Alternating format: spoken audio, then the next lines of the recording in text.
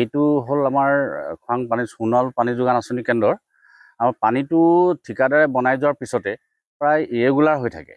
বিশেষকৈ যোৱা বছৰত ডিচেম্বৰৰ 18 তাৰিখৰ পৰা এইটো সম্পূৰ্ণ মানে কাৰেণ্টৰ ওপৰত দিবলগীয়া হৈছে। তেওঁলোকে ওপৰৰ যিটো ৰিজাৰ্ভৰ পৰা ওপৰলৈ হেড অফ বুলি কয় হেৰি উঠাই তালৈ উঠাব নোৱাৰে পানীটো, আৰু সেইটো সময়ত যদি পানীটো উঠাই দিয়ে তেতিয়া তেওঁলোকে যিকোনো সময়ত দিব পাৰে। কিন্তু কাৰেণ্টটো নাথাকিলে আমি পানী এতিয়া মানে 18 তাৰিখৰ পৰা মানে সময়মতে নাপাওঁ। ৰাতিপুৱা 7টা পিছবেলা 4টা এইটো সময়ত সময়মতে নাহে। কাৰেণ্টটো নাথাকিলে আমি পানীৰ পৰা বঞ্চিত হৈ থাকোঁ। আৰু শুনিছোঁ ইয়াত খবৰ খাতি কৰি তেওঁ চুইচ ভেল্ভ আদি কৰি মানে কিবা বেয়া হৈ আছে মেচিনেৰী বস্তু, সেইকাৰণে তেওঁলোকে মানে পানীটো ওপৰলৈ উঠাব নোৱাৰে। আৰু তাৰ ফলত মই কেইবাবাৰো অফিচতো যোগাযোগ কৰিছোঁ, বাইদেউহঁতকো কৈছোঁ এই সমস্যাটো দূৰ কৰি দিবলৈ। তেওঁলোকে কয় হয় কৰিম, কিন্তু পাছত দেখিছোঁ সময় যায়, মাহ যায়, তেওঁলোকে মানে একো এটা ইয়াত আহি ব্যৱস্থা কৰি নিদিয়ে। সেই গতিকে আমি আজি মানে অতিষ্ঠ হৈ ইয়ালৈ আহিছোঁ তেওঁলোকৰ চাবলৈ স্কিমটো আকৌ এবাৰ কি হৈছে কি নহৈছে বুলি। গতিকে আমি তেওঁলোকক ক'ব বিচাৰোঁ জল জীৱন মিছনৰ আঁচনিৰ আণ্ডাৰতে এইটো বস্তু হৈছে। এই চাইনবোৰ্ডখনো তেনেকৈ আছে। গতিকে আগতে শুনিছোঁ ইয়াত মানে কামবোৰ বৰ পুৰণা বস্তুৱে লগাই থৈ গ'ল, ভাল ভাল বস্তুবোৰ নলগালে, তেওঁলোকে নতুন বস্তুবোৰ ঘঁহি পিহি থৈ গ'ল, পুৰণা বস্তুবোৰৰ ওপৰতে ৰং ঘঁহি থৈ গ'ল। গতিকে সেইকাৰণে চাগে ৰাইজে অসুবিধা হৈছে, পানী যোগানত ব্যাহত হৈ পৰিছে। আমি এতিয়া 30 টকাকৈ আমি পইচা দি থাকোঁ, মাহে মাহে দিয়া হয়। গাঁওখন খোৱাং সোণোৱাল বঙালী গাঁও হয়, কিন্তু আমাৰ স্কিমটোৰ নাম হ'ল খোৱাং ঘাট পানী যোগান আঁচনি। এইটো আমাৰ জেজেমৰ আণ্ডাৰতে পৰে বুলি আমি সদায় জানো, কিন্তু আমাৰ অফিচে জেজেমৰ আণ্ডাৰত নপৰে বুলি কয়। সেইকাৰণে তেওঁলোকে অৱহেলা কৰি আছে নেকি কামবোৰ কৰাত। তো আমি কেইবাবাৰো অফিচিয়েলি আমাৰ প্ৰেচিডেণ্ট ছেক্ৰেটাৰী তেনেকৈ জনসাধাৰণ গৈ আমাৰ অভিযোগ কৰা হৈছিলে, কিন্তু তেওঁলোকে কৰি দিম বুলি কয়, নকয়। তাৰপিছত আমাক সেইদিনাখন মে' 15 তাৰিখে আমাক ব্লকলৈ মাতিলে। আমি ব্লকলৈ গ'লোঁ কেইবাজনো লোক লগ লাগি। তাত ক'লোঁ, তেওঁলোকক অভিযোগ কৰিলোঁ যে আমাৰ এনেকুৱা তেনেকুৱা অৱস্থা হৈছে, আমি পানীটো আমাৰ মানে ষ্টক কৰিব নোৱাৰে, কাৰেণ্ট নাথাকিলে আমি পানী নাপাওঁ। গতিকে আমাৰ কিবা ভেল্ভ নে কি বেয়া হৈ আছে, সেইখিনি আমাক ঠিক কৰি দিব লাগে।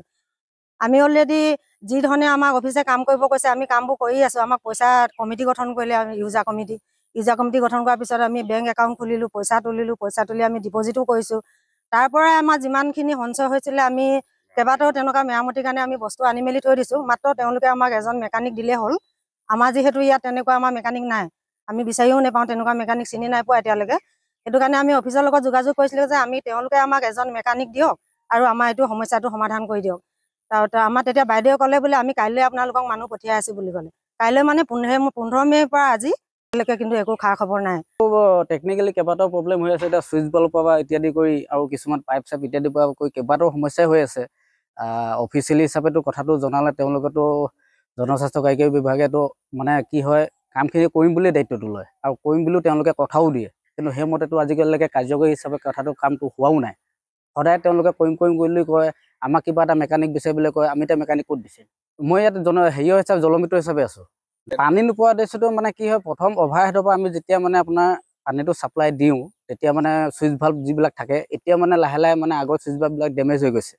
ডেমেজ হোৱাৰ ক্ষেত্ৰত তাৰমানে কি হয়, এতিয়া ওপৰলৈ তুলিব পৰা ব্যৱস্থাটো হোৱা নাই। গতিকে এতিয়া কাৰেণ্ট থাকিলে মানে ধৰক আমি ডাইৰেক্ট লাইনত এতিয়া পানীটো দি থকা হৈছে, আৰু কাৰেণ্ট নাথাকিলে মানে ধৰক ৰাইজে পানীটো নাপায়। এইটোতো যোৱা 23 ডিচেম্বৰ 18 তাৰিখৰ পৰা খেলি মেলি হৈ আছে। প্ৰথম অৱস্থাটো ওপৰহেডৰ পৰা মানে অভাৰহেডৰ পৰা পানীটো ৰেগুলাৰলি পাই আছে। নিম্নমানৰ কাম কৰাৰ কাৰণেতো এনেকুৱা অৱস্থা হৈছে নেকি? এইটোতো এতিয়া মানে মইতো প্ৰথমতে ভেণ্ডৰৰ কথাই ক'ম, কাৰণ তেওঁলোকে মানে এতিয়া পাব্লিকক যিটো হিচাপত কথাটো কয় যে আমি সদায় পাব্লিকৰ ভাল চিন্তা কৰোঁ, ভাল কাম কৰোঁ বুলিয়ে কৈ থৈ যায়, কিন্তু পাছ মুহূৰ্ততে তেওঁলোকে কি কৰি থৈ যায়, অন্ততঃ বিভাগীয় কৰ্তৃপক্ষবিলাকে অলপ চকু কাণ কৰিব লাগে। আৰু তেওঁলোককতো মই যথেষ্ট আগতো অৱগত কৰিছোঁ। তো মই জনাতো পুৰণা বস্তু লগাই আছে ইয়াতো নতুন বস্তু বুলি ক'বলৈ একোৱেই নাই। আৰু কেইটামান বস্তু আছে নতুন বস্তু, আৰু সৰহসংখ্যক বস্তুটো পুৰণা বস্তু লাগি আছে ইয়াত। আৰু ৰাইজৰ পৰাটো এতিয়া আমাৰ কমিটিয়ে দি মানে মাহে 30 টকাকৈ এজনৰ পৰা তুলিছে, আৰু মাহে দিও আছে। সময়মতে পানী পোৱা নাই বুলি আকৌ তেওঁলোকে জনায়ো, আৰু সময়মতে পানী ক'ৰ পাব, আগততো পাই আছিল, এতিয়া কিন্তু পোৱা নাই। কাৰণ এতিয়া কাৰেণ্টটো থাকিলে মানে পায়, কাৰেণ্টটো নাথাকিলে নাপায়।